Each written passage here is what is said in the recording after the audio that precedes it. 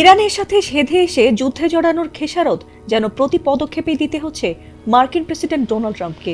Israel সৌদির উস্কানিতে ইরানকে দুর্বল ভেবে দখল করতে আসার পর থেকে ইরানের পাল্টা প্রতিশোধে একে একে মিসাইল বৃষ্টিতে কাবু হয়ে গেছে ট্রাম্প ও নেতানিয়াহু বাহিনী। ইরানের শক্তিশালী ক্ষেপণাস্ত্র হামলায় মধ্যপ্রাচ্যে থাকা প্রায় সব বড় বড় মার্কিন ঘাঁটি গুড়িয়ে দিয়েছে তারা। এমনকি ট্রাম্পের সাথে বন্ধুত্ব করে ইরানে হামলা উস্কে দেয় সৌদির সবচেয়ে বড় তেল শোধনাগারে হামলা করে বসে তারা।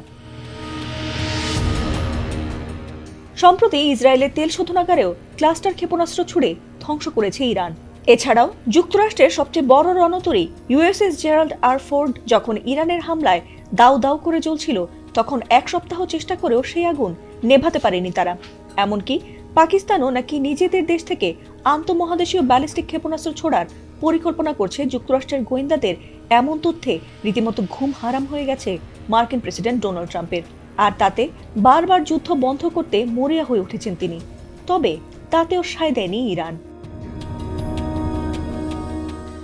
একের পর এক শক্তিশালী ইরানের মিসাইলে যখন তছনছ হয়ে গেছে শত্রু দেশগুলোর তেল শোধনাগার, গ্যাস ক্ষেত্র, ঠিক তখনই এক ভয়াবহ দুঃসংবাদ পেলেন মার্কিন প্রেসিডেন্ট ডোনাল্ড ট্রাম্প।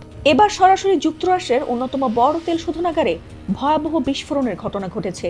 আর সেই বিস্ফোরণের মাত্রা এতটাই ভয়াবহ আর বিশাল যে দ্রুত সেই এলাকা খালি করে বাসিন্দাদের সরিয়ে নিরাপদ আশ্রয় নিয়েছে নগর কর্তৃপক্ষ।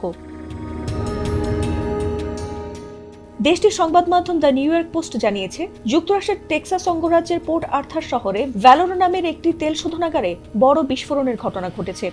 এছাড়াও বিভিন্ন সংবাদ মাধ্যমে প্রকাশিত ভিডিও ফুটেজে শোধনাগারটিতে দাউ দাউ করে আগুন জ্বলতে এবং আকাশ ঘন কালো ধোঁয়ায় ঢেকে যেতে দেখা গেছে। স্থানীয় বাসিন্দারা বলছেন, বিস্ফোরণের সময় প্রচন্ড শব্দ হয়েছিল এবং তার ধাক্কায় তাদের বাড়িঘর এবং যানবাহন কেঁপে উঠেছিল। এমনকি সেই তীব্রতায় অনেক বাড়ির জানালার কাঁচও ভেঙে গেছে। যদিও এই বিস্ফোরণে এখনো হতাহত হয়েছে কিনা তা জানায়নি কর্তৃপক্ষ। এমনকি এ ঘটনাকেও রণতরীর আগুনের মতো হামলা না বলে দুর্ঘটনা বলেই দাবি করেছে যুক্তরাষ্ট্র। শোধনাগারের একটি হিটিং ইউনিটে ত্রুটির কারণে এই বিস্ফোরণ ঘটতে পারে বলে ধারণা করা হচ্ছে বলে জানিয়েছে তারা। ফাতিমা সুলতানা, এটিএন বাংলা।